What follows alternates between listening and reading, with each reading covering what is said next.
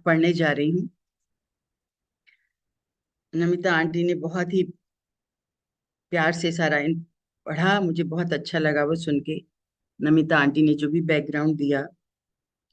चलिए, हम गुरु जी का मंत्र जाप तो कर ही चुके हैं। एक छोटा सा मंत्र और पढ़ते हैं। गुरुर् ब्रह्मा गुरुर्विष्णु गुरुर्देवो महेश्वरः गुरुः साक्षात् परम ब्रह्म तस्मै श्री गुरुवे नमः। गुरु जी को बारंबार पढ़ा।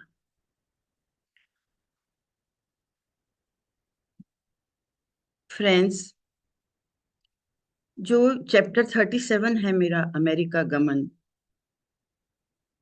ये जो मैं अध्याय पढ़ने जा रही हूँ, ये सिर्फ यात्रा का अध्याय नहीं है। अगर आप हम जब पढ़ेंगे तो हमें समझ आएगा कि ये अध्याय एक आज्ञा, एक त्याग और गुरु कृपा का अध्याय है। मतलब मैं आपको बता नहीं सकती। जब मैंने इसको पढ़ा तो मेरे मन में किस इस तरह के विचार और मेरा मुझे मेरे मन को ये लगा कि गुरु चाहे तो आपके अंदर बिल्कुल, हम अगर जगह बनाएं अपने दिल के अंदर तो हमारे गुरु यहीं बैठे रहें। हमारे प्यार से हमारे गुरु हमेशा हमारे साथ रह सकते हैं। इस चीज को ध्यान में रखते हुए हम आगे बढ़ते हैं।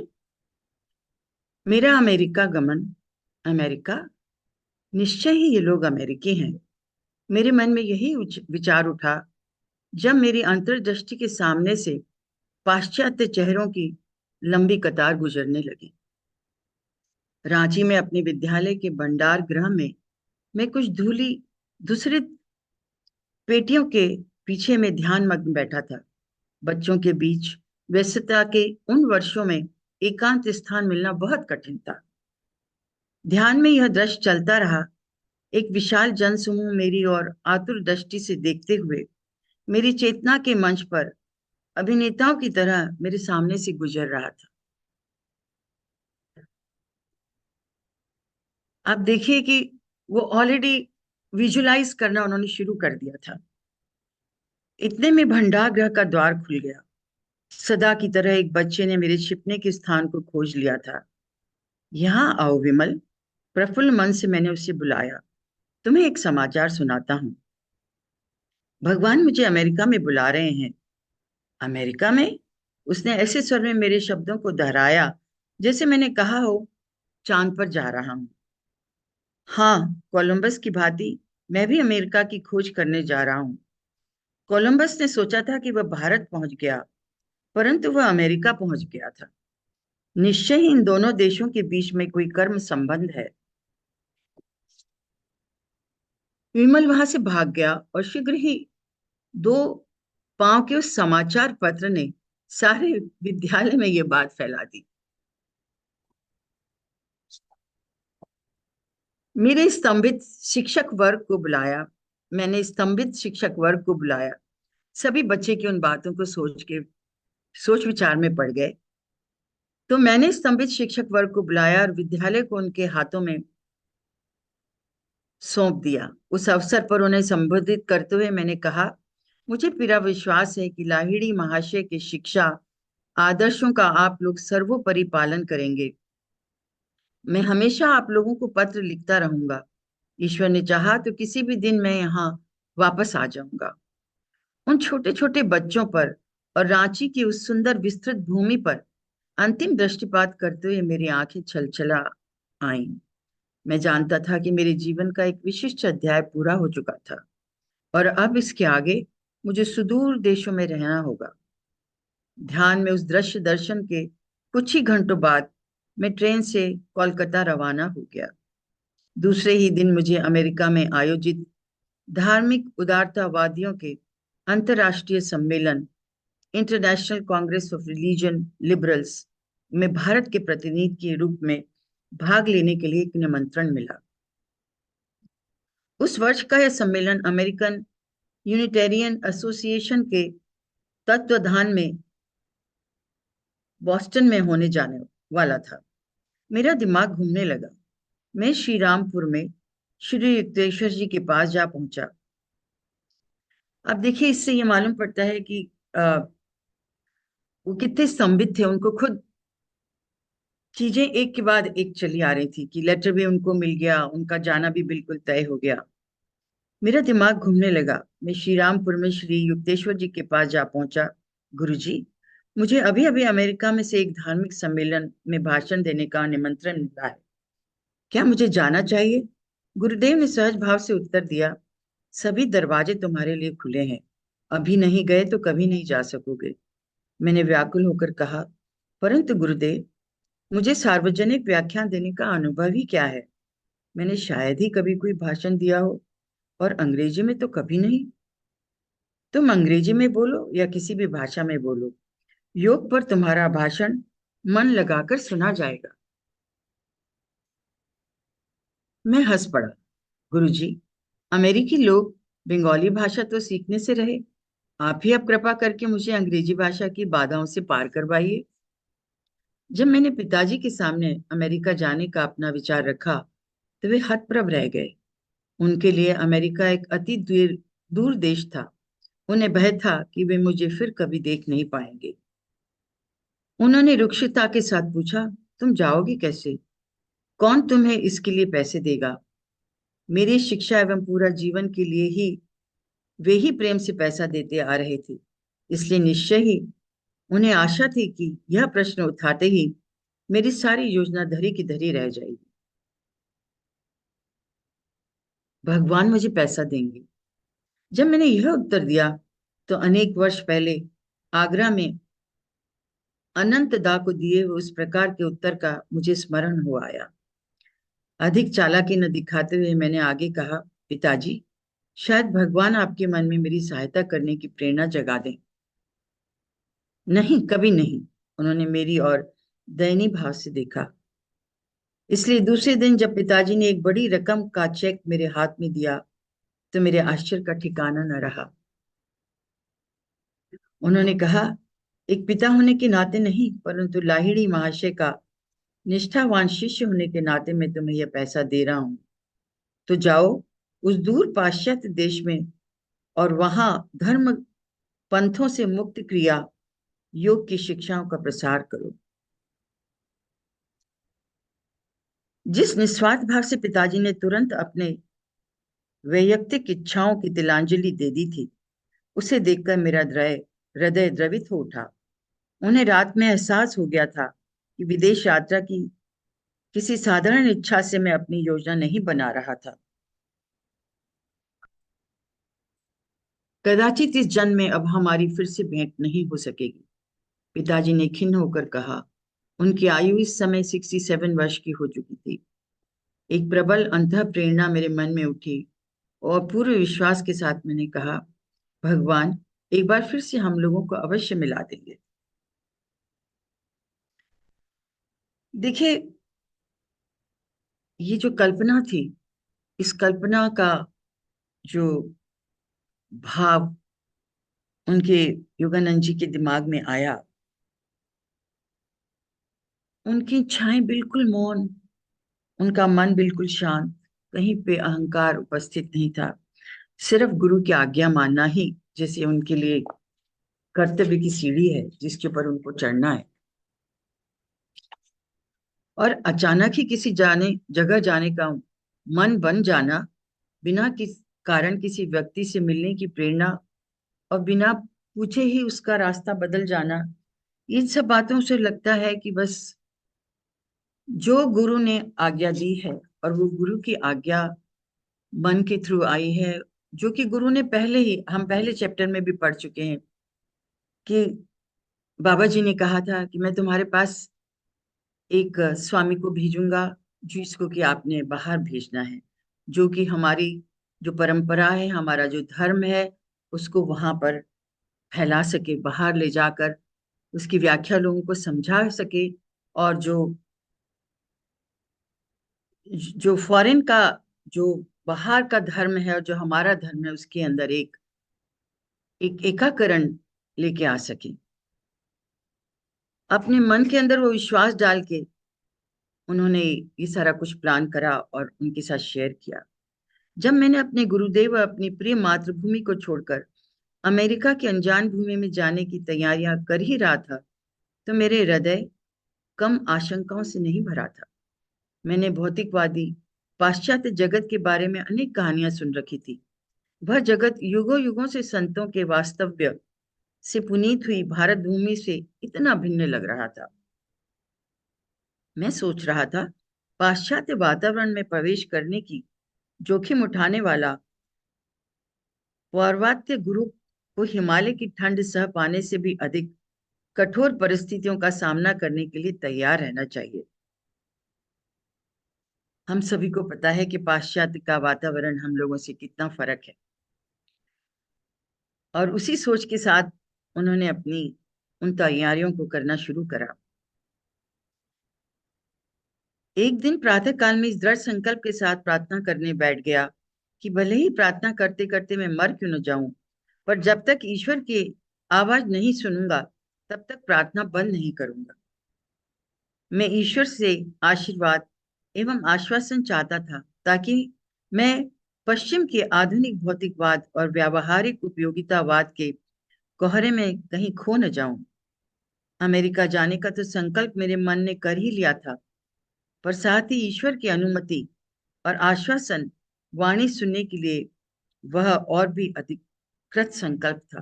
कितनी सुंदर बात लिखी है कि जब मन के अंदर बहुत सारे वहम हो, बहुत सारे अविश्वास हो, मन के अंदर एक अजीब सा डर हो, तो लगता है कि सिर्फ अपने गुरु से जुड़कर ही वो सारी जो मैल जम रही है वो धीरे धीरे निकल जाएगी। और उस मैल के हटने के बाद जो क्लैरिटी आएगी वो आपको बहुत आगे की तरफ ले जाएगी। और आपको मालूम है कि गुरु तो पहले पहुंचा देते हैं, बताते बाद में हैं। और इसलिए गुरु के संगत में बैठना, गुरु के सामने बैठना, मेडिटेशन करना, एक अजीब तरह की ऊर्जा आने लगती है। उसी ऊर्जा का ध्यान रख के उन्होंने सोचा कि कहीं ये ना हो कि मैं अमेरिका जाके उस भौतिकवाद में खो जाऊं, जहां पे लोग मटेरियलिस्टिक ज्यादा हैं और भौतिकवाद इतना ज्यादा है कि किसी भी तरह की मन की जो प्रेरणा है वो ऐसी खो न जाए उस भौतिकवाद के अंदर। और बार बार उठने वाली सिसकियों को दबा कर रखते हुए मैं प्रार्थना करता ही रहा, कोई उत्तर नहीं। माध्यान्ह होते होते प्रार्थना की उत्कटता पराकाष्ठा पर पहुंच गई। तीव्रता की वेदना के दबाव से मेरा सिर चकराने लगा। ऐसे लग रहा था कि अब अपने आंतरिक उत्कटता को और अधिक बढ़ाकर एक बार भी यदि रोया तो मेरा सिर फट जाएगा। देखिए, योगी होने का मतलब ये नहीं होता कि हमारे मन के अंदर प्यार नहीं है, हमारी वो कोमल भावनाएं नहीं है जो एक ह्यूमन बीइंग के अंदर होनी चाहिए। भारत छोड़ने का विचार ही उनका हृदय चीर रहा था। और जो सबसे बड़ी शिक्षा इतनी पैराग्राफ पढ़ के हमें मिल रही है वो ये मिल रही है कि महान आत्माएं प्रेम भी करती हैं, जुड़ती भी हैं और रोती भी हैं। उनको भी वो दर्द होता है जो हम इंसानों को होता है, पर वे उन भावनाओं से संचालित नहीं होते। हम आगे बढ़ते हैं, देखिए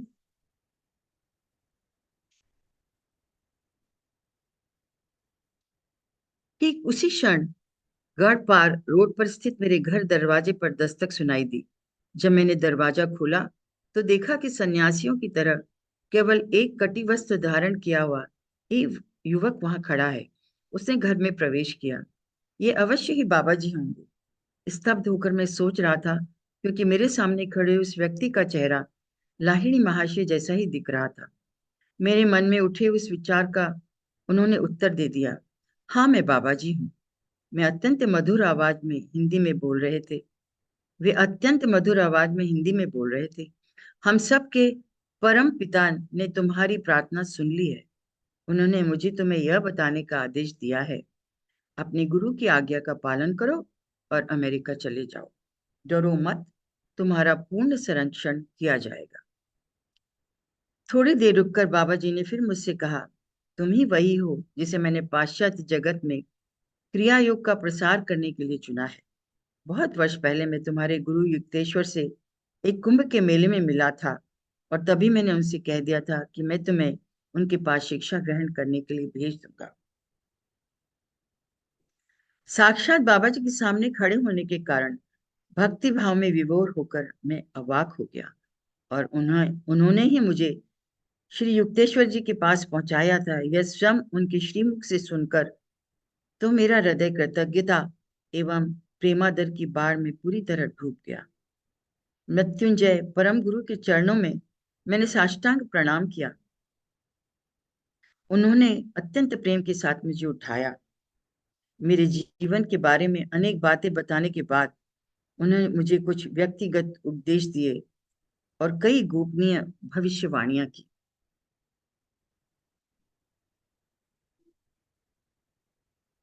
अंत में उन्होंने गंभीरता के साथ कहा, ईश्वर साक्षात्कार की वैज्ञानिक प्रणाली क्रिया योग का अंततः सब देशों में प्रसार हो जाएगा, और मनुष्य की अनंत परम पिता का व्यक्तिगत इंद्रियातीत अनुभव कराने द्वारा यह राष्ट्रों के बीच सोमनस्य सौहार्द स्थापित कराने में सहायक होगा। कितना उनका जो विचार था वो इतना बड़ा, इतना बिग विजन, कि ईश्वर की साक्षात्कार वैज्ञानिक प्रणाली क्रिया योग का अंततः सब देशों में प्रसार हो जाएगा। कि किस तरह क्रिया योग के द्वारा, किस तरह मेडिटेशन के थ्रू, योग के द्वारा हम ईश्वर से साक्षात्कार कर सकते हैं। मनुष्य को अनंत परम पिता का व्यक्तिगत इंद्रियातीत अनुभव कराने द्वारा मनुष्य कैसे उस अनुभव को अपने मन के अंदर, अपने परम पिता को महसूस कर सके, यह बात को अनुभव कराने के लिए राष्ट्रों के बीच स्वमनस्य सौहार्द स्थापित कराने में सहायक होगा। और ये क्रिया योग, ये मेडिटेशन दो राष्ट्रों के बीच में एक अच्छे संबंध बढ़ाने में हेल्प करेगा, ह्यूमन बीइंग के अच्छे संबंध बढ़ाने में हेल्प करेगा। अपनी अनंत शक्ति से युक्त दृष्टि मुझ पर डालकर अपने ब्रह्म चैतन्य की एक झांकी मुझे दिखाते हुए परम गुरु ने मुझ में नई शक्ति का संचार कर दिया। जो डर, जो भय, जो परेशानी मन के अंदर उठ रही थी बार बार कि मैं कैसे कर पाऊंगा, जो संघर्ष मन के अंदर उठ रहा था, गुरु जी की, बाबा जी की इन बातों से उनके मन के अंदर थोड़ा सा संतोष हुआ। दिवि सूर्य सहस्त्रस्य भवेदुग्य पदुस्थिता यदि भा सदृशी सा स्यात् भासस्तस्य महात्मनः। यदि आकाश में कभी सहस्त्र सूर्य एक साथ उदित हो सके तो उससे उत्पन्न प्रकाश भी इस महान विश्व रूप के प्रकाश के सदृश कदाचित ही हो।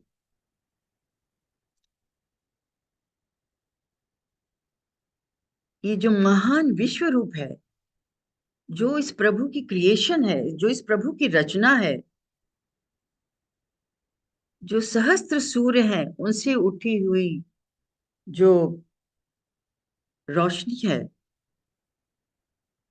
इस जो ह्यूमन बीइंग भगवान ने क्रिएट किए हैं, जो प्रभु ने क्रिएट किए हैं, वो उससे भी बहुत बड़ी है, बहुत ऊंची है।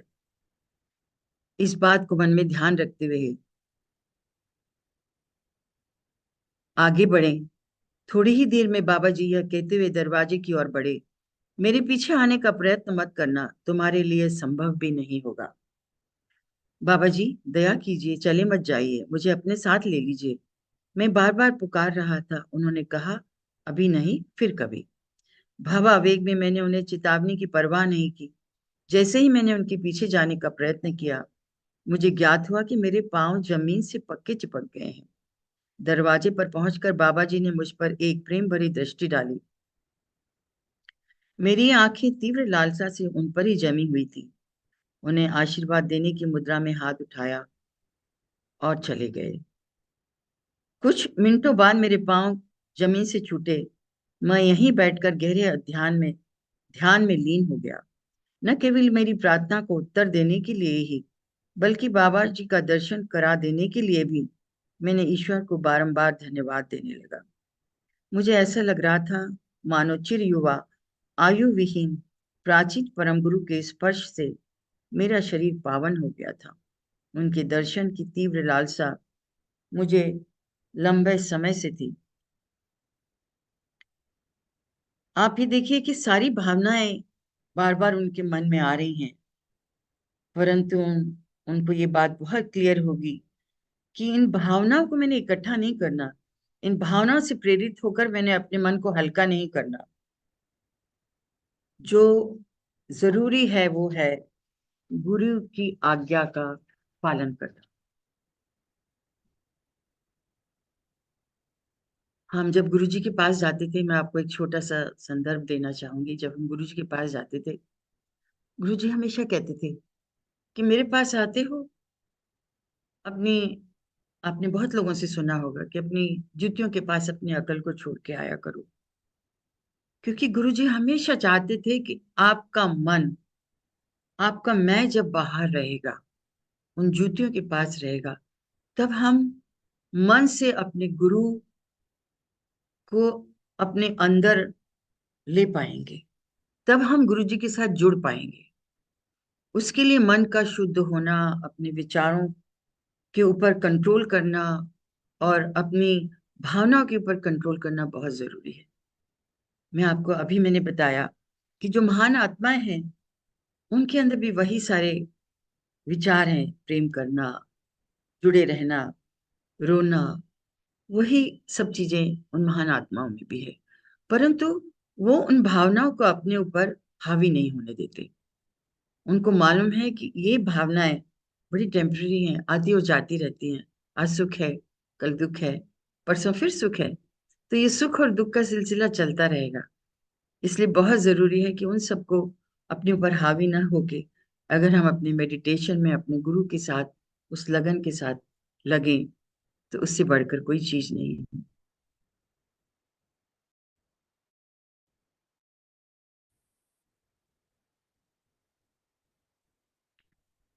अब अभी तक बाबा जी के साथ मेरी इस भेंट की बात मैंने किसी को नहीं, वह मैं सबसे पवित्र अनुभव मानकर विश्व में रुचि लेने वाले एकांतवासी बाबा जी की वास्तविकता पर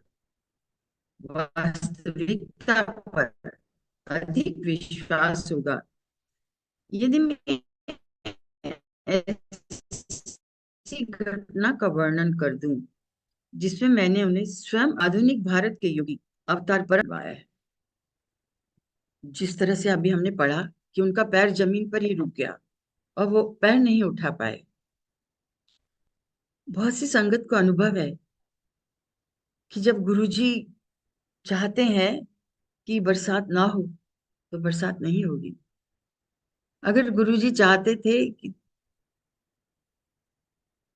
यहाँ पर रुकना है, तो सारी संगत वहां पे रुक जाती है, चाहे कितना आंधी तूफान कुछ भी ना आ रहा हो। मतलब बहुत सारी संगत ने ये बताया कि वो सिलेक्ट सिटी के अंदर घूमने के लिए आए हैं, और गुरुजी भी वहां पर पहुंचे हैं सिलेक्ट सिटी के अंदर। यहाँ पे एक मॉल है जिसको सिलेक्ट सिटी कहते हैं, और वहां पर गुरुजी ने सारे लोगों को लगा कि बहुत तेज धमा घमासान बरसात होने वाली है, और गुरुजी ने कहा कि नहीं नहीं, चलो निकलते हैं। सारे बादल, सारा कुछ कुछ मिनटों के लिए एकदम रुक गया। ऐसे लगा कि ना तो बरसात होने वाली है, ना ही कुछ घुट रहा है मौसम। बस गुरु जी की आज्ञा का, जब ईश्वरी आज्ञा का पालन खुद नेचर कर सकती है, तो आप समझिए कि अगर इंसान गुरु की आज्ञा का पालन करे, तो उसका अनुभव कुछ और ही होगा जिंदगी का।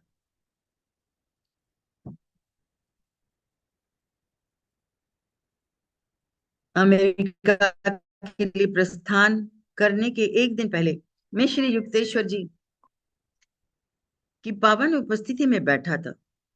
उन्होंने अपने ज्ञान युक्त शांत स्वर में मुझसे कहा, भूल जाओ कि तुम्हारा जन्म हिंदू समाज में हुआ था, परंतु अमेरिकी लोगों के भी सारे ही तौर तरीके मत अपना लेना।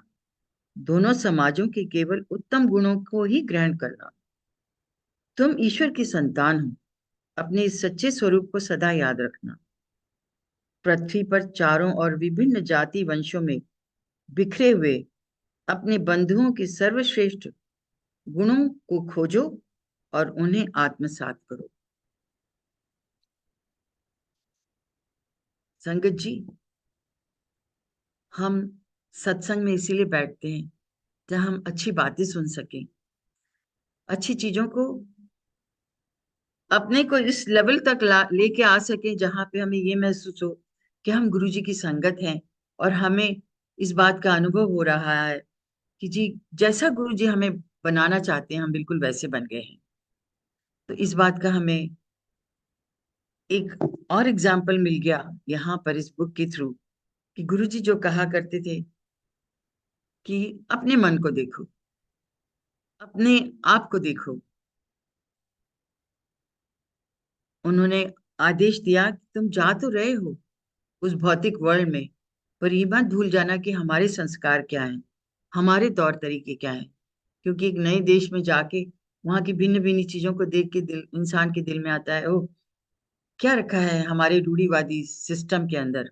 हमारा सिस्टम रूढ़िवादी नहीं है। हमारा सिस्टम, हमारा जो हमारा जो हिंदू धर्म है वो बहुत फैला हुआ है, बहुत ही सुंदर धर्म है। और इस धर्म में हम सारे लोगों को इस अम्ब्रेला के नीचे ले आते हैं और हम सिर्फ एक उस अम्ब्रेला से कोशिश करते हैं कि हम एक दूसरे से कुछ अच्छा ग्रहण कर सकें। और गुरु जी बार बार सत्संग इसीलिए कराते थे, तो हमें एक अम्ब्रेला के नीचे बैठेंगे, उन चीजों को सुनेंगे, उन धर्मों को समझेंगे, चाहे वो कोई भी क्यों ना हो, ईसाई, सबका ईश्वर तो एक ही है, यही गुरु जी कहते थे। और इनको भी यही बताया गया कि आप जा तो रहे हैं, परंतु ध्यान रखिए कि अब योगी जी वहां आप ईश्वर की संतान हैं, आपको अपना सच्चा स्वरूप हमेशा याद रखना है। हम आगे पढ़ते हैं। फिर उन्होंने मुझे आशीर्वाद दिया, ईश्वर की खोज करा उनकी सहायता होकर रहेगी। जब तुम उन पर दृष्टिपात करोगे, तब तुम्हारी आंखों से निःसृत होता हुआ आध्यात्मिक प्रभाव उनके मस्तिष्कों में प्रवेश करेगा और उनकी भौतिक भौतिक प्रवृत्तियों और आदतों को परिवर्तित करके उन्हें और अधिक ईश्वराभिमुख कर देगा। फिर मुस्कुराते हुए बोले, सच्चे जिज्ञासुओं को आकर्षित करने के मामले में तुम्हारी नियति बहुत अच्छी है। तुम जहां भी जाओगे, चाहे वो जंगल ही क्यों न हो, तुम्हें सच्चे मित्र मिल जाएंगे।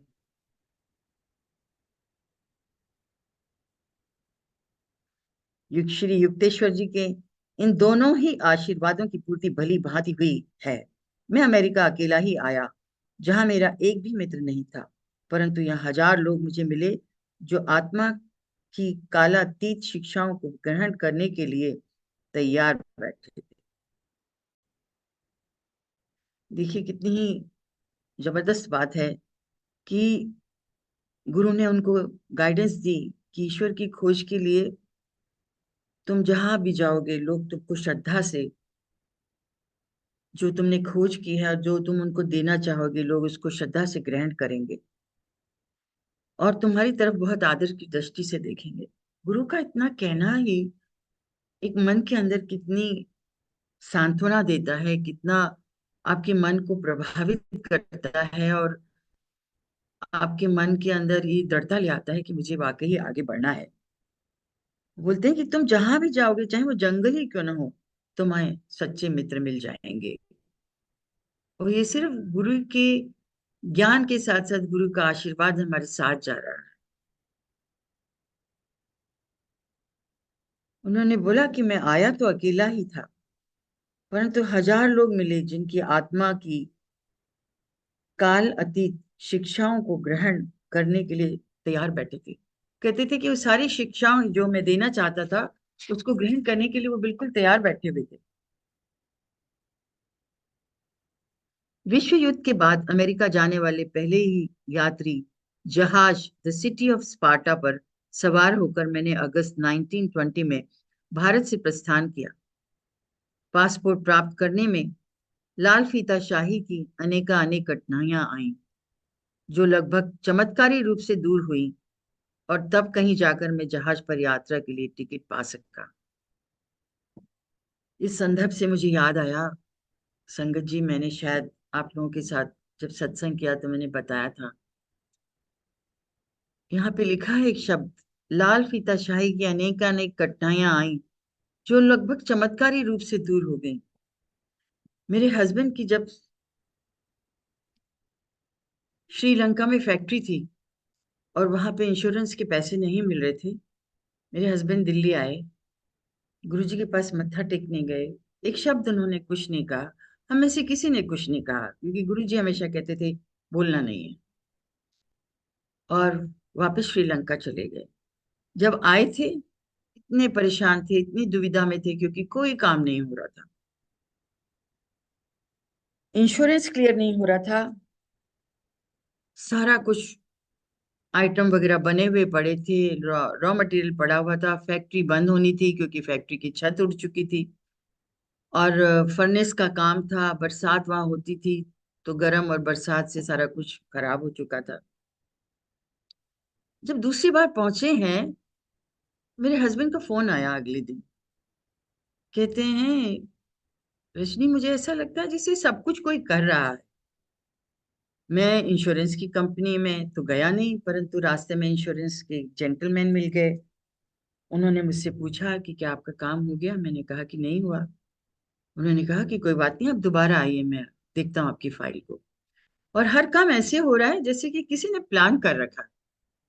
इसे कि मुझे ग्राहक मिल गया, मुझे कस्टमर मिल गया जो मेरा रॉ मटेरियल उठाने को तैयार है, मुझे कस्टमर मिल गया जो फिनिश गुड उठाने के लिए तैयार है।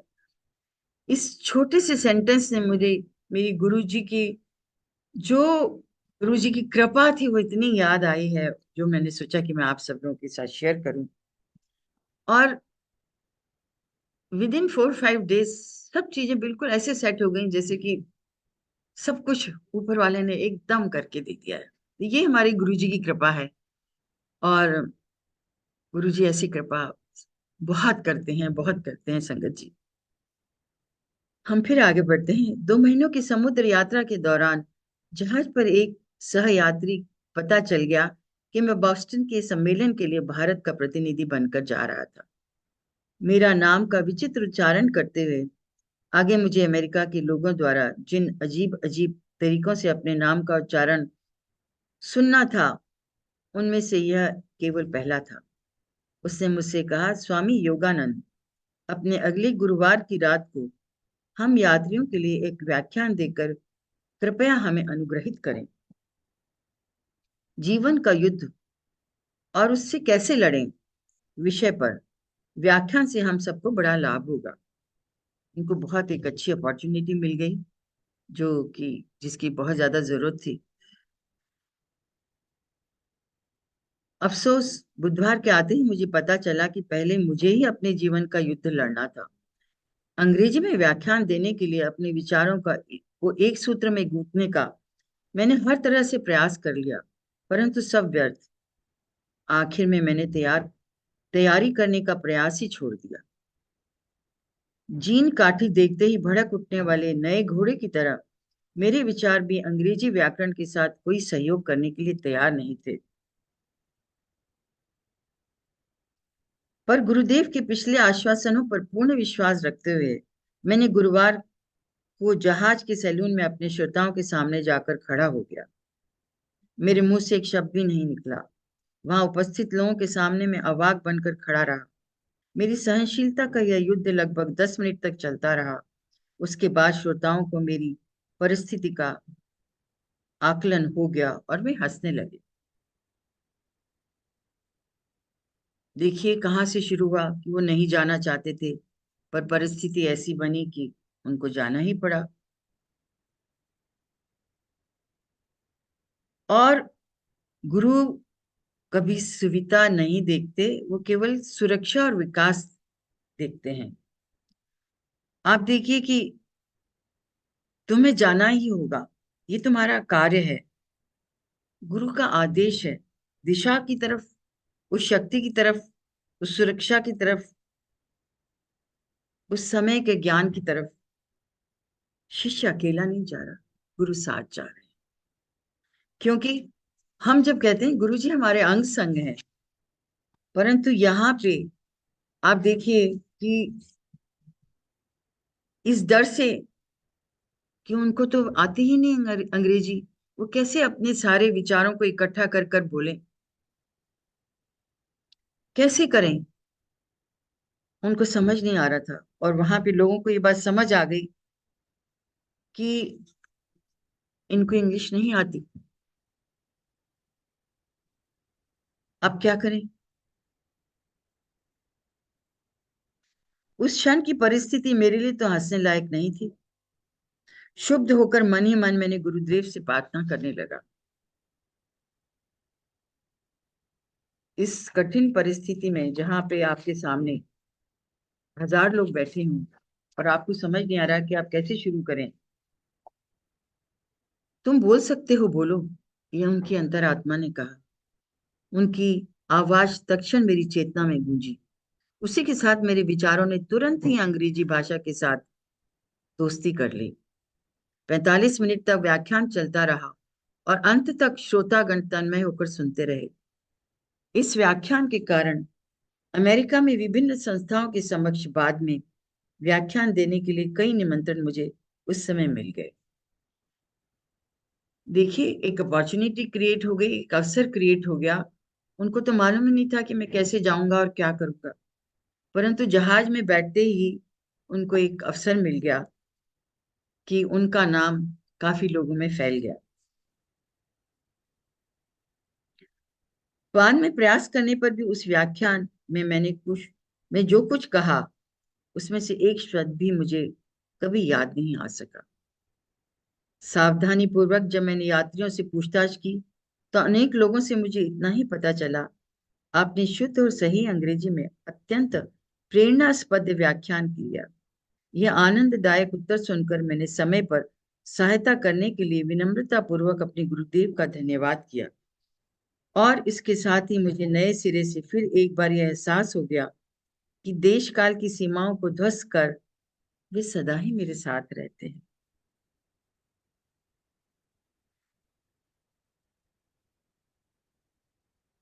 दूरी कोई मायने नहीं रखती गुरु के साथ। देखिए, गुरु जी की कृपा का नेटवर्क हमेशा ऑन रहता है ना? कितनी अच्छी बात कि गुरु की कृपा का नेटवर्क हमेशा ऑन रहता है। जिस परेशानी से वो गुजर रहे थे, गुरु ने खुद ही कहा, तुम बोल सकते हो, तुम्हें परेशान होने की जरूरत नहीं है।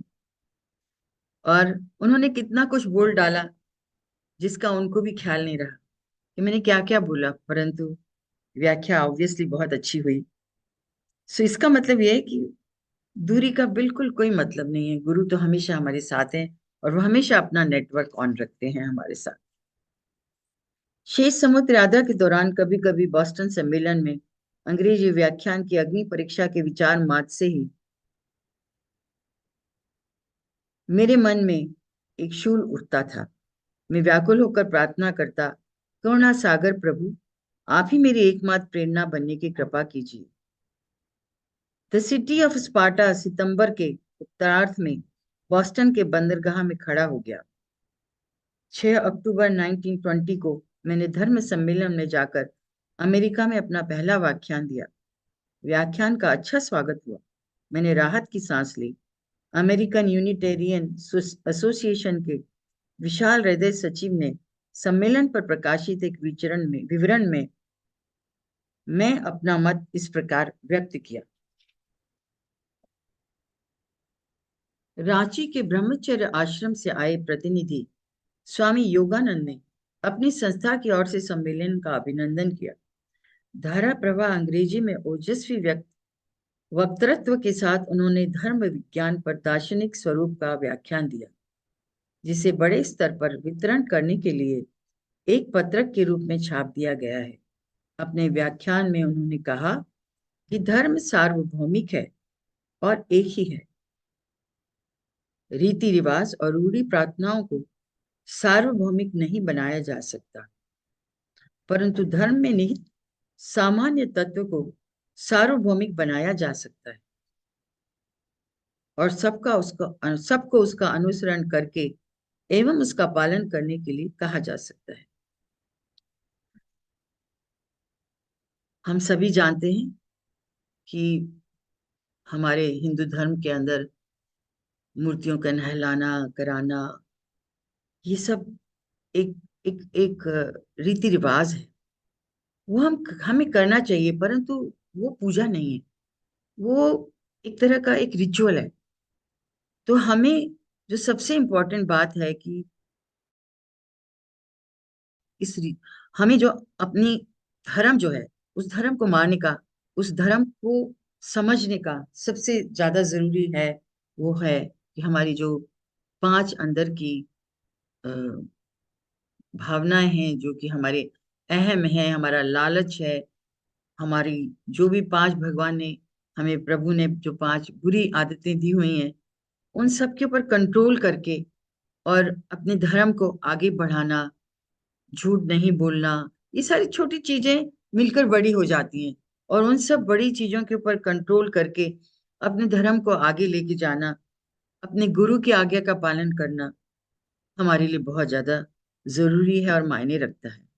और इसलिए वो कहते हैं कि सारे धर्म जो हैं, उसका जो एक मेन जो कहना चाहिए कि उसका जो मेन कन्वे करा जाता है, वो यही करा जाता है कि धर्म एक है, और उसी धर्म को ध्यान में रखते हुए हमको, चाहे वो कोई भी धर्म का व्यक्ति हो, उसको एक सामान्य तरीके से ही हमको डील करना चाहिए। सबको उसका अनुसरण करने एवं उसका पालन करने के लिए कहा जा सकता है, और उसको हम एक निहित सामान्य तत्व को सार्वभौमिक बनाया जा सकता है। पिताजी ने जो बड़ी रकम का चेक दिया था, उसके कारण सम्मेलन के समाप्त हो जाने के बाद भी अमेरिका में रहना मेरे लिए संभव हो गया। अत्यंत साधारण परिस्थितियों में रहते हुए बॉस्टन में 3 वर्ष सुखपूर्वक बीत गए। इस दौरान मैंने सार्वजनिक व्याख्यान दिए, शिक्षा वर्ग चलाए और सॉन्ग्स ऑफ द सोल, आत्मा के गीत नामक एक काव्य पुस्तक भी लिखी, जिसकी प्रस्तावना सिटी ऑफ न्यूयॉर्क कॉलेज के president doctor Frederick B Robinson ने लिखी थी। 1924 में मैंने पूरे अमेरिका महाद्वीप की यात्रा शुरू कर दी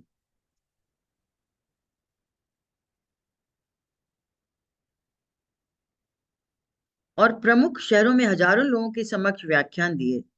मैं जब सिएटल में था तो कुछ समय विश्रांति में बिताने के लिए वहां से रमणीय अलास्का में चला गया। मेरी शिक्षाओं का अनुसरण करने वाला उदार मना लोगों की सहायता से 1925 के अंत तक मैंने कैलिफोर्निया के लॉस एंजलिस शहर में माउंट वॉशिंगटन स्टेट्स पर अपने अमेरिका के मुख्यालय की स्थापना कर दी। कितनी अच्छी बात है कि वो कर पा रहे थे जो उन्होंने सोचकर आगे बढ़े थे। यह वही भवन है जो मैंने अनेक वर्ष पहले कश्मीर में अपने अंतरदर्शन में देखा था। यहाँ दूर अमेरिका में चल रही अपनी गतिविधियों के फोटो मैंने जल्दी ही श्री युक्तेश्वर जी को भेज दिए। उन्होंने एक पोस्ट कार्ड पर बंगाली में उत्तर भेजा, जिसका अनुवाद में यहाँ दे रहा।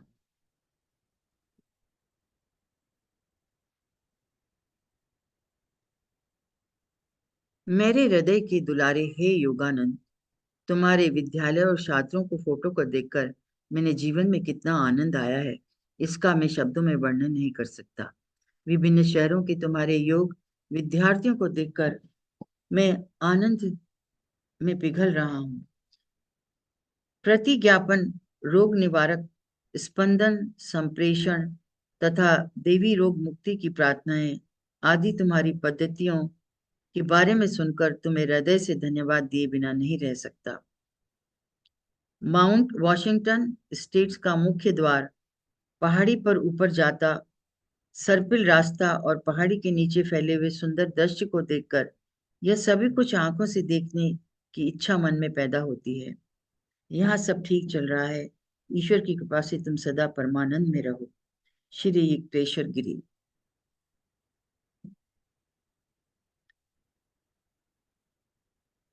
इतना अच्छा उन्होंने लिखा है कि तुम सब कुछ वहां रहकर स्प्रेड कर रहे हो। सारी फोटो को देखकर मैं समझ सकता हूँ कि विद्यार्थी तुमसे कितने खुश हैं और कितने आनंद के साथ सारा कुछ सीख रहे हैं। रोग मुक्ति की प्रार्थनाएं, रोग निवारक की प्रार्थनाएं और पद्धतियां को मैं सुनकर मुझे बहुत खुशी हो रही है कि आप ये सब कुछ वहां पे सिखा रहे हैं। आप देखिए कि गुरु की आज्ञा के ऊपर कोई तर्क नहीं है, और वो इतने अच्छे से सारा कुछ आगे बढ़ा रहे हैं, जिसको सुनकर गुरु भी इतने खुश हुए, इतने ज्यादा खुश हुए कि उनको जरूर महसूस हुआ होगा कि जो मैंने डिसीजन लिया योगानंद जी को भेजने का वो कितना सही था। वर्ष पर वर्ष बीतते गए अपने नए देश के प्रत्येक हिस्से में, और मैं सैकड़ों क्लबों, कॉलेज, गिरजाघर और प्रत्येक प्रकार के शोध वृंदों के सामने मैंने व्याख्यान दिए। 1920-30 के दशक में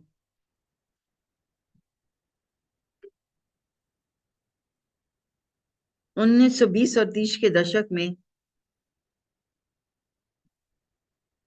सहस्त्र अमेरिकी लोगों ने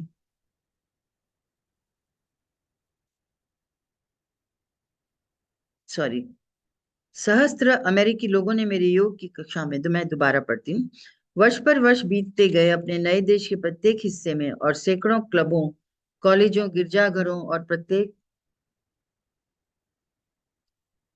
प्रत्येक प्रकार के शोध वृंदों के सामने मैंने व्याख्यान दिए। 1920-1930 के दशक में सहस्त्र सहस्त्र अमेरिकी लोगों ने मेरे योग की कक्षाओं में शिक्षा ली। उन सभी को मैंने प्रार्थनाओं और आत्माओं के विचारों की एक नई पुस्तक विस्पर्स फ्रॉम इटर्निटी समर्पित की थी, जिसकी प्रस्तावना जिसकी प्रस्तावना प्रसिद्ध गायिका मैडम एमेलिटा गेली कुर्ची ने लिखी थी। कभी कभी साधारणतया महीने की पहली तारीख को, जब सेल्फ रियलाइजेशन के फेलोशिप के मुख्यालय माउंट वॉशिंगटन सेंटर की चलाने के लिए कहे गए खर्चों के बिलों की भरमार लग जाती थी, भारत की सादगी पर शांति की याद सताती थी। परंतु दिन प्रतिदिन पूर्व और पश्चिम के बीच सद्भावना वृद्धिगत होती दिखाई देती, उससे मेरी आत्मा को बड़ा हर्ष होता था। देखिए, जिंदगी की जो मुश्किलें हैं, परेशानियां हैं, उसके थ्रू उनको भी जाना पड़ा। उनके भी मन में कई बार विचार आते होंगे, आए हैं, कि मैं कहाँ पे किस उसके अंदर आ गया हूँ। परंतु ये खर्चे, ये बिल, ये सारी की सारी चीजें उन्हें परेशान कर देती थी, और वो सादगी जिंदगी उनको अच्छी लगती थी, क्योंकि इंडिया में जब वो रहते थे तो बहुत ही शांति के साथ जिंदगी बिताया करते थे। पर वहाँ की जिम्मेदारियां और वहाँ का जो काम है उसको आगे बढ़ाना, ये सब कुछ तो उन्हें करना ही था। परंतु उन सब जिम्मेदारियों को, सारे खर्चों का मैनेज करना, सारे पैसे मैनेज करना, कॉलेजेस मैनेज करना, उसके बाद उनके मन में एक सबसे बड़ा ही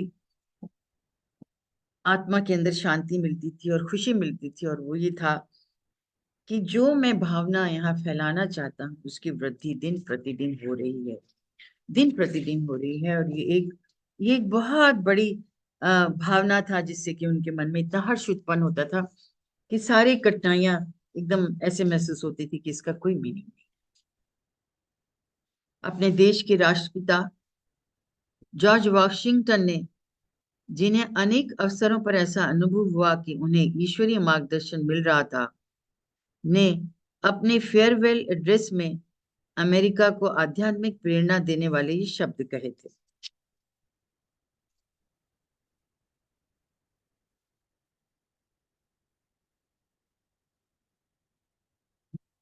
स्वतंत्र, सुशिक्षित एवं निकट भविष्य में एक महान राष्ट्र के रूप में परिणित होने वाले इस देश की जनता के यह अनुरूप होगा कि वह समस्त मानव जाति के लिए सदा उच्च न्याय एवं लोक हितैषी वृत्ति से परिचालित मानवों के रूप में एक अभिनव उदाहरण प्रस्तुत करें। इस प्रकार की योजना का दृढ़ता से अनुसरण करने से कुछ तात्कालिक क्षति हो सकती है, परंतु इसमें किससे संदेह हो सकता है कि इस योजना के फलस्वरूप कालांतर में इस क्षति की तुलना में बहुत अधिक लाभ प्राप्त होगा। क्या कभी ऐसा हो सकता है कि ईश्वर किसी राष्ट्र के उत्तम गुणों को चिरस्थायी सुख सौभाग्य से ना जोड़े?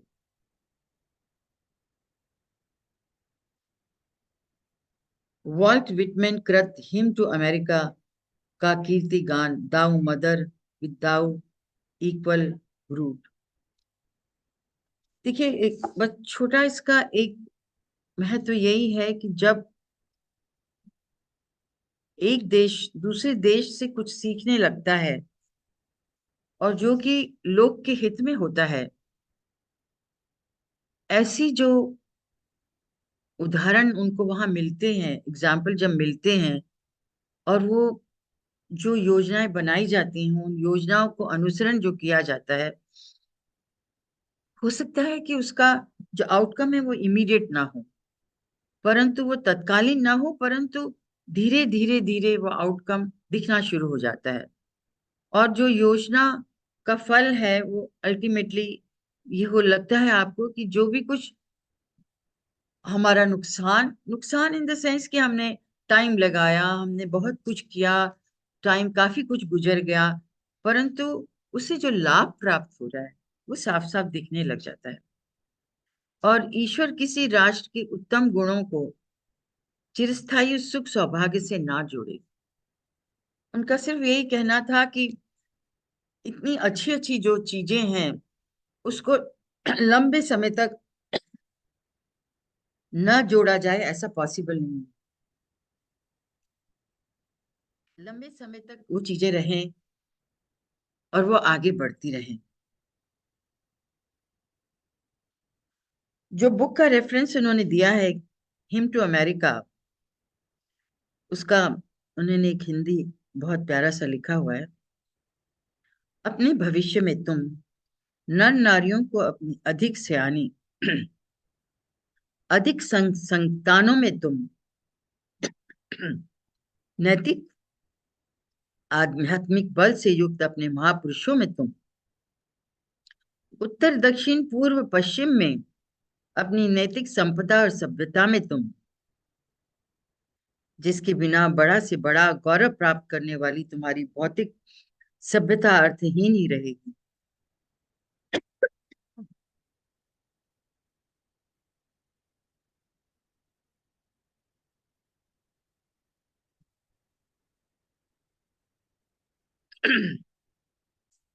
अपने भविष्य में तुम नरनारियों की अपनी अधिक सयानी अधिक संख्या संतानों में तुम नैतिक आध्यात्मिक बल से युक्त अपने महापुरुषों में तुम उत्तर दक्षिण पूर्व पश्चिम में अपनी नैतिक संपदा और सभ्यता में तुम, जिसके बिना बड़ा से बड़ा गौरव प्राप्त करने वाली तुम्हारी भौतिक सभ्यता अर्थहीन ही रहेगी।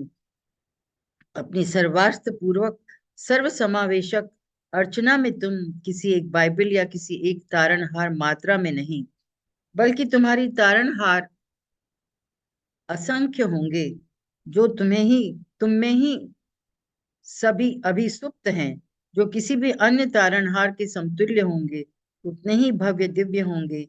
ये सब तुम में अवश्य होंगे। यह मैं आज भविष्यवाणी करता हूँ। बहुत ही अच्छी बात लिखी है। अपने भविष्य में तुम नर नारियों को अपनी अधिक सयानी अधिक संख्या संतानों में तुम, हम सब समझ सकते हैं कि जो भी कुछ आप ये दे रहे हैं, जो भी कुछ आप आगे बढ़ा रहे हैं, ये बढ़ता ही चला जाएगा, क्योंकि ये भविष्य आपका है। नैतिक आध्यात्मिक बल से युक्त अपने महापुरुषों में तुम उत्तर दक्षिण पूर्व पश्चिम में तुम, सब जगह ये गुरु का कितना ही प्यारा गुरु का जो आदेश उन्हें मिला था, वहीं पे उनका कल्याण ही है। मैं तुम्हें जहां ले जा रहा हूं वही तुम्हारा कल्याण है, यही गुरु ने कहा उनको। और गुरु की आज्ञा तर्क से ऊपर थी। और इसमें यह भी है कि अपनी नैतिक संपदा सभ्यता में तुम हर जगह हमारा ही गुणगान होगा। जो भी कुछ वो फैलाना चाह रहे थे, जो भी वो अच्छी बातें बताना चाह रहे थे, उस सभी के अंदर जो भौतिकता है वो कम हो जाएगी और सिर्फ गुरु का ज्ञान ही आगे रहेगा। अपने सरवार से पूर्वक सर्व समावेशक अर्चना में तुम किसी एक बाइबल या किसी एक तारणहार मात्रा में नहीं, बल्कि तुम्हारे तारणहार असंख्य होंगे।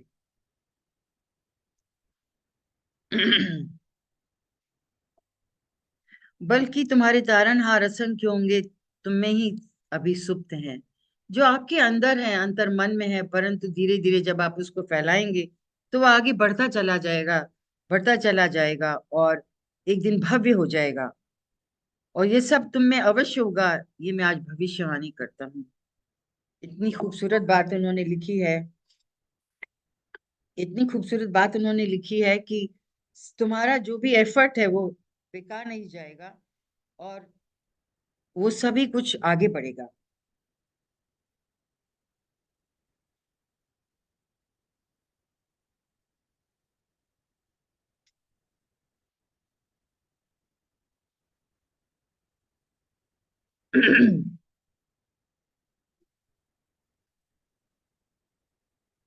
गुरुजी जिस तरह से कहते थे, आज गुरुजी की संगत सारी दुनिया में फैली हुई है। आप हम कहाँ दूर दूर बैठकर गुरुजी को याद कर रहे हैं। गुरुजी को के साथ ये संगत सारी गुरुजी ने जोड़ी है।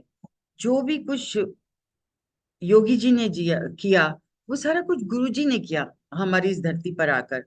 आप वहां बैठे हैं ऑस्ट्रेलिया में, अमेरिका में, मैं यहाँ इंडिया में बैठी हूँ। सारी संगत गुरुजी ने जोड़ दी है।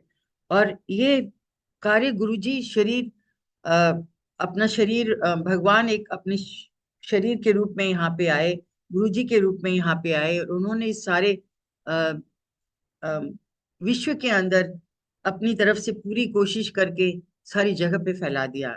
आज आज हम सारी संगत जी, आपको इस बात का बहुत बहुत मतलब हमें गर्व होना चाहिए कि हमारे गुरु ने वही किया जो योगी जी करते रहे हैं। और गुरु जी हमेशा कहते थे इसीलिए कि इस बुक को पढ़ना है, ये ग्रंथ है, क्योंकि जो गुरु जी सोचते थे वही सब कुछ इस ग्रंथ के अंदर है।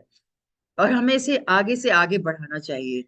और यही अ, आप सब लोगों से मेरी कृपा है कि मैंने जो भी कुछ पढ़ा, अगर उसमें कोई भी आपको गलती या महसूस हुई हो तो मैं उसके लिए बहुत माफी चाहती हूँ।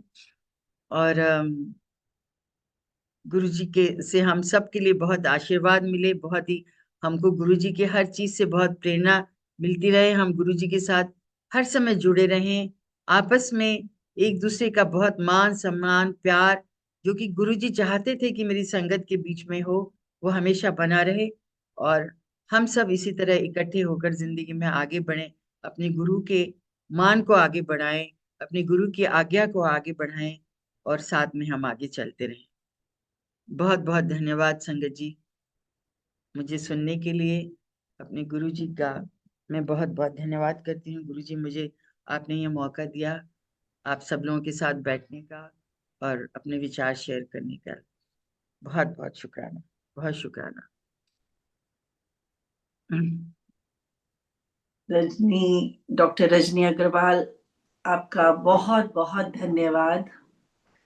इतना जस्टिफाइड चैप्टर जो आपने पढ़ा और गुरुजी के साथ उसे 100% जोड़कर आपने पूरा का पूरा न्याय कर दिया। First of all, my apologies on the group. होता क्या है संगत जी, आप जो देखना चाहते हैं, जो सुनना चाहते हैं, आप वही देखते हैं और वही सुनते हैं। डॉक्टर रजनी ने मुझसे पूछा, do I have to read it or you have to read it? I very confidently said no, I have to read it. Bye, because शायद मेरी स्थिति उस बच्चे की तरह थी जो क्लास में वेल प्रिपेयर्ड जाता है। उसे लगता है आज तो सारे क्वेश्चंस के आंसर मैं ही देने वाला हूं।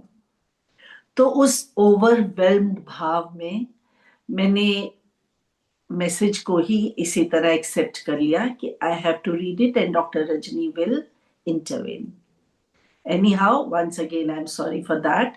सेशन थोड़ा सा गड़बड़ा गया। एनी हाउ, इतनी खूबसूरती से, इतनी मधुर वाणी में, इतनी सुंदर और स्पष्ट शब्दावली में डॉक्टर रजनी अग्रवाल ने इस विषय का एक विशद ज्ञान हम सबके सामने रख दिया। चैप्टर में बिल्कुल ठीक कहा गया कि उस समय में अमेरिका पर जाना चांद पर जाने के बराबर था। अमेरिका जाना तो बहुत दूर, एक शहर से दूसरे शहर जाते समय लगता था कि पता नहीं पुनः मिलन होगा या नहीं होगा। शायद इसी वजह से पिताजी ने भी कह दिया कि कदाचित भेंट ना होगी। संगत जी, हम सभी जानते हैं प्रारब्ध का जीवन में बहुत बड़ा रोल है। पूर्व जन्मों के जो कर्म और उनका बोझ जो हम ढोते हैं, वो जीवन में बहुत कुछ करते हैं। लेकिन अगर मत्थे दी लकीरां नु कोई बदल सकता है तो सिर्फ और सिर्फ हमारे गुरु जी।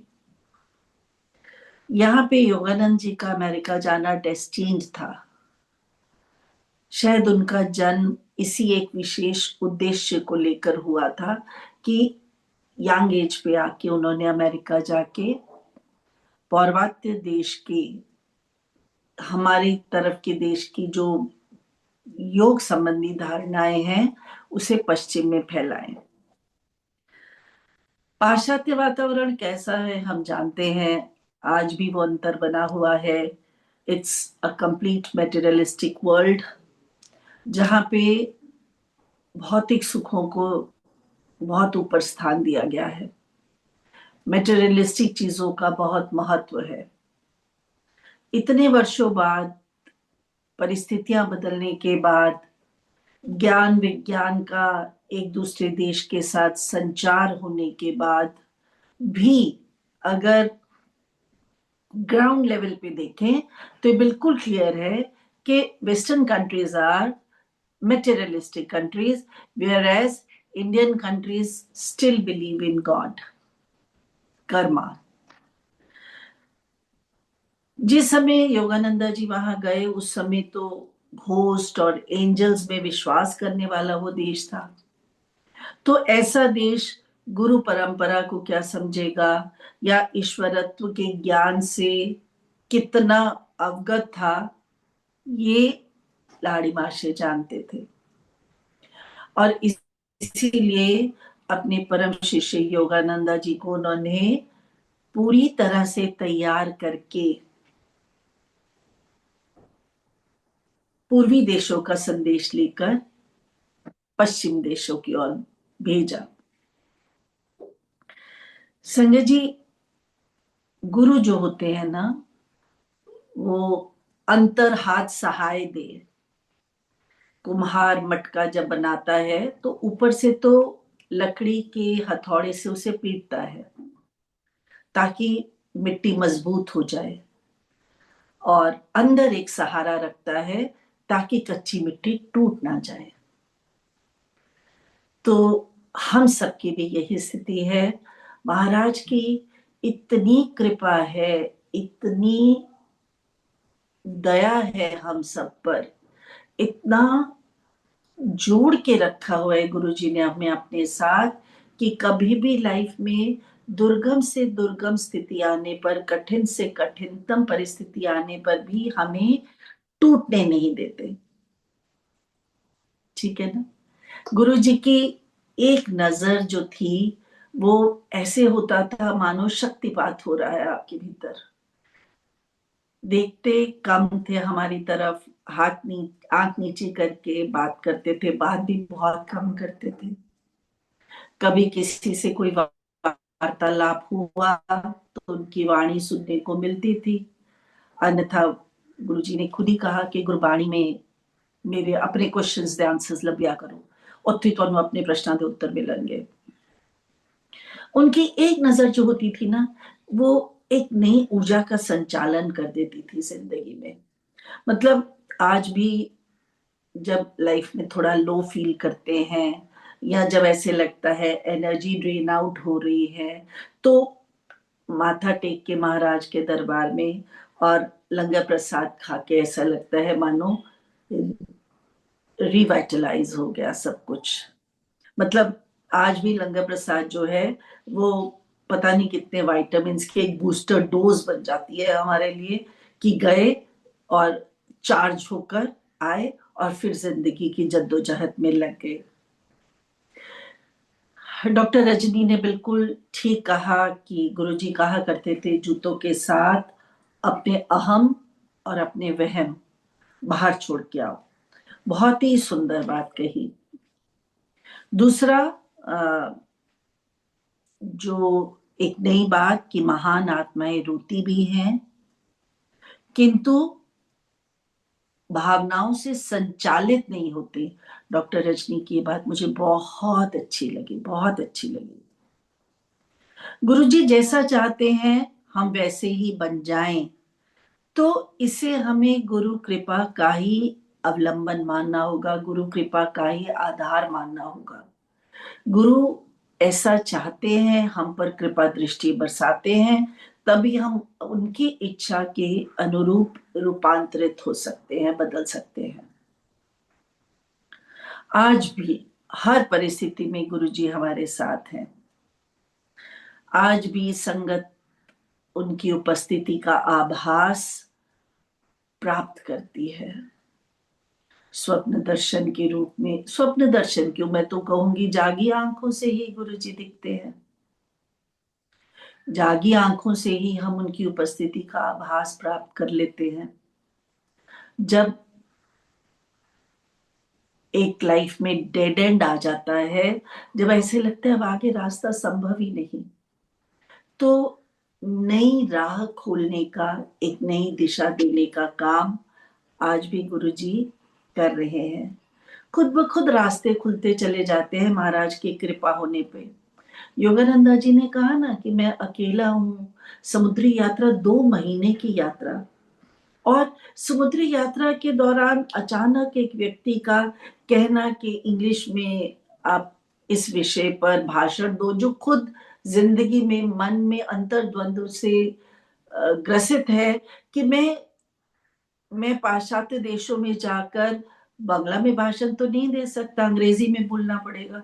मेरी अंग्रेजी कितनी धारा प्रवाह है मैं खुद ही नहीं जानता हूँ, और किस विषय पर मैं क्या बोलूंगा इसका भी ज्ञान नहीं है। सुनने वाले कौन होंगे, कैसे जुड़ेंगे, कैसे खर्चा पानी चलेगा। मतलब there were tons and tons of questions in front of him, in front of himself. You know, he was facing all these questions at that point of time.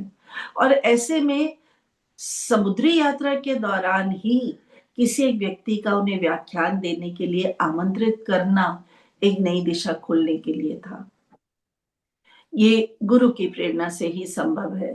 इसीलिए मैंने कहा, जब रास्ता बंद हो जाता है, डेड एंड आ जाता है, तब गुरुजी कहते हैं मैं हूं ना, सिर्फ विश्वास रखो। मैं हाँ ना ਤੁਹਾਡੇ रस्ते खुलन वास्ते, कठिन राह पर सरलता पूर्वक चलाने के लिए, कांटों को हटाने के लिए।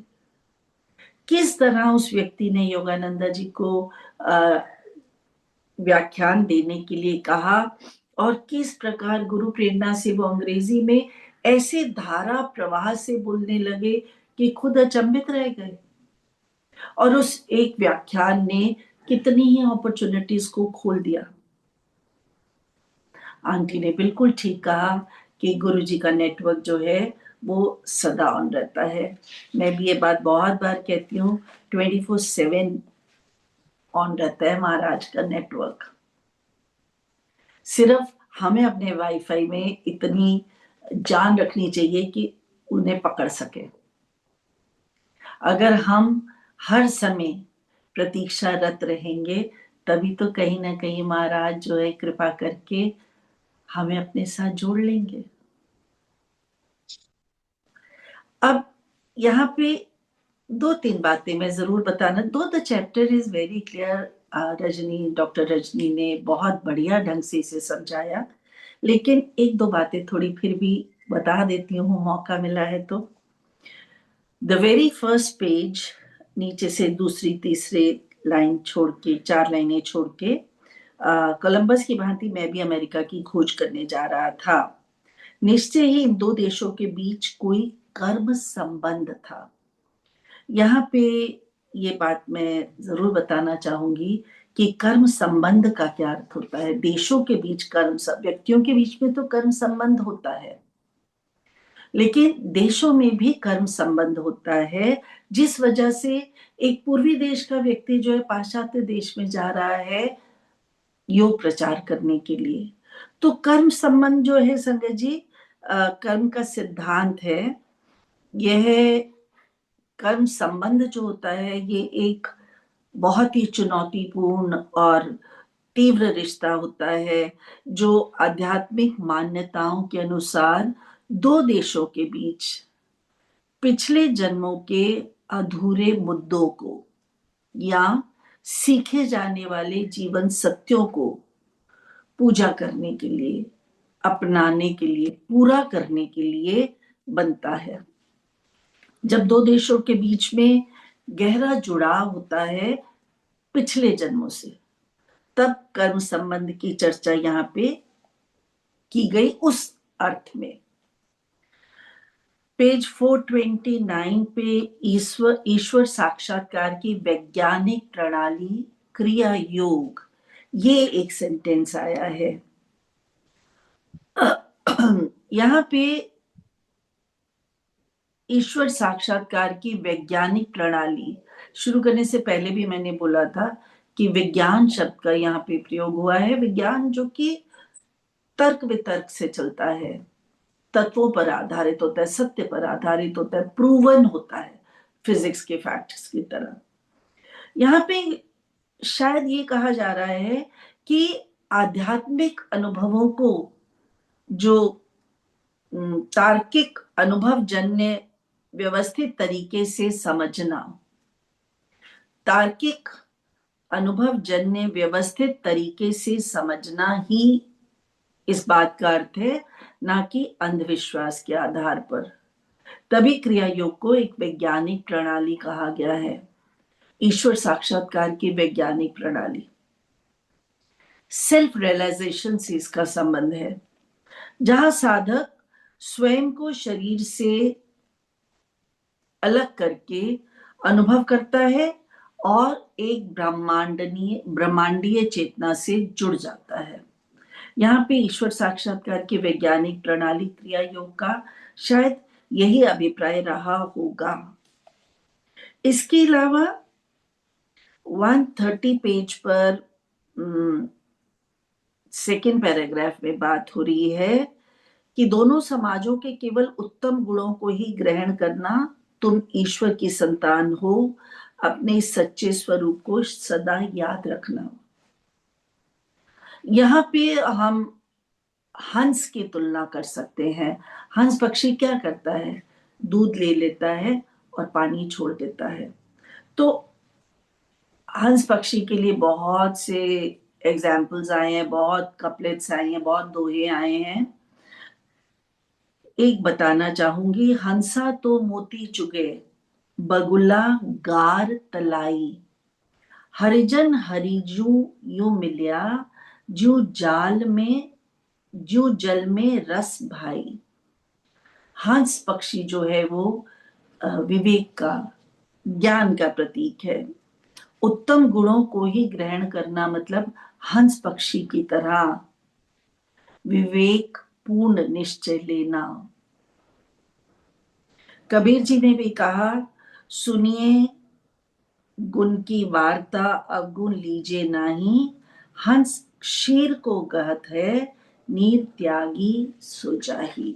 हंस पक्षी जो है दूध अपनाता है और पानी को छोड़ देता है। तो योगानंदा जी से यही एक्सपेक्ट करते हुए, उनको इस उद्देश्य में शतशः पूरे उतारते हुए इस वजह से पश्चिम देशों में भेजा गया। इसके बाद एक सार्वभौमिक धर्म की बात की गई है यहाँ पे, अ, सार्वभौमिक की जब बात की जा रही है कि धर्म सार्वभौमिक है, तो सार्वभौमिक धर्म कैसा धर्म होगा संगत जी? ऐसा धर्म जो किसी विशेष संस्कृति या किसी विशेष जाति समूह से तक ही सीमित नहीं रहेगा। सार्वभौमिक का अर्थ ही है सब पर लागू होना। तो इसमें जो प्रेम, दया, सच्चाई, मानवीय गुण जो हैं वो मुख्य होते हैं। गुरुजी ने हम सबको प्रेरणा देते हुए सरबत दा पला, इस बात को बहुत महत्व दिया कि अपने लिए तो जानवर जीता है, इंसान वो है जो अपने मुंह का निवाला भी बांट दे। जब महाराज ने 4 लोगों को एक ही थाली में बैठ के इकट्ठे खिलाने की परंपरा प्रारंभ की होगी, तो शायद इसी सार्वभौमिकता का ध्यान रहा होगा, जहां कोई भेदभाव नहीं है, जहां संबंधों में, रिश्तों में, प्राणियों में कोई अंतर ही नहीं है। धर्म के आधार पर, पैसे के आधार पर, गुणों के आधार पर, अपीयरेंस के आधार पर कहीं किसी प्रकार का कोई अंतर नहीं, सब एक हैं। तो यहाँ पे जो है वसुदैव कुटुंबकम का भाग जो है बताया गया है। सर्वधर्म समभाव की बात जो है वो वसुदैव कुटुंबकम से जुड़ी हुई है। गुरुजी ने जब सरबद्दा भला कहा तो इसी अर्थ में उसको लिया जाएगा कि सबका भला हो।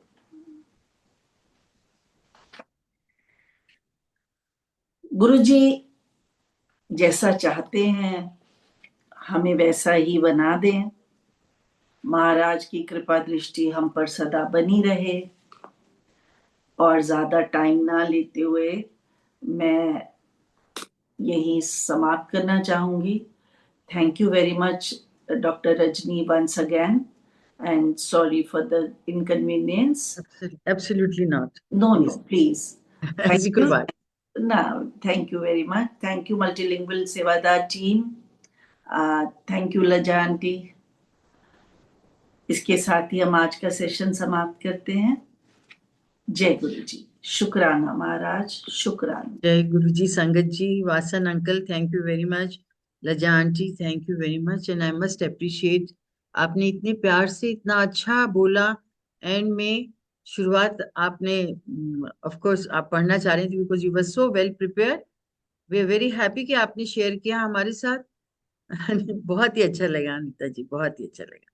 Thank you so much. संगत जी थैंक यू बहुत वेरी, बहुत धन्यवाद। थैंक यू संगत जी। जय गुरु जी, जय गुरु जी महाराज, कृपा। जय गुरु जी रजनी आंटी जी, जय गुरु जी हेमंत आंटी जी, बहुत बहुत धन्यवाद। आप दोनों ने बहुत अच्छा करा है, बहुत अच्छी तरह समझाया। Thank you. मल्टीलिंगुअल टीम की तरफ से आपका बहुत बहुत शुक्राना। वासन अंकल जी की तरफ से भी आपका बहुत बहुत शुक्राना। जय गुरु जी आंटी। जय थैंक गुरु यू। जी, जय गुरु जय जी। गुरु जी।